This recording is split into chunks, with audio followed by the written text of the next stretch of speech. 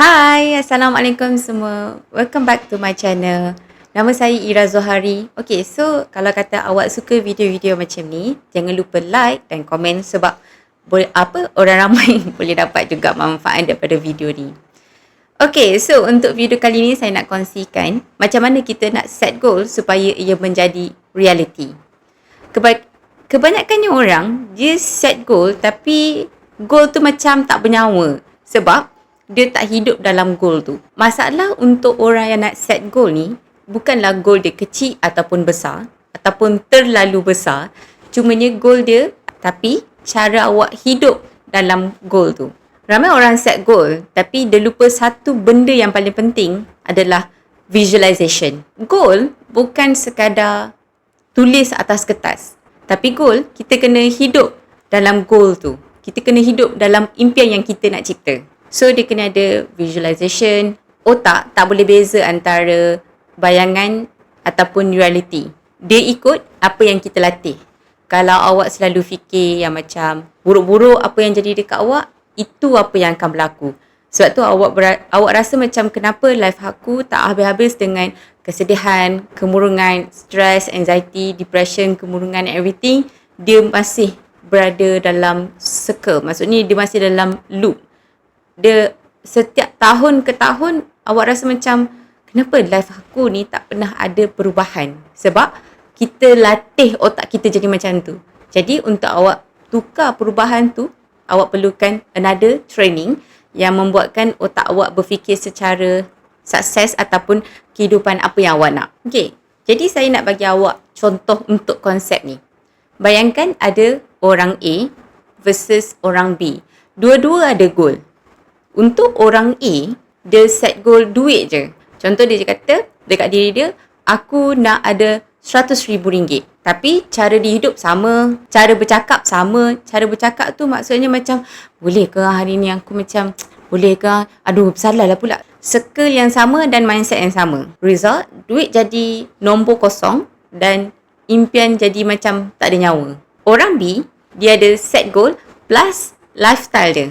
Bila dia bangun, dia bayangkan yang macam, bila dia bangun, dia dapat rasakan yang hari ni aku ada RM100,000. Dia nampak RM100,000 tu dalam akaun dia.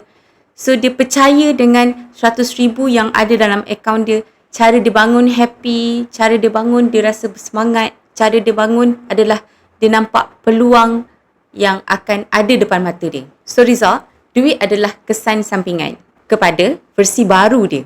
So, konsep yang saya nak pakai ni adalah embody.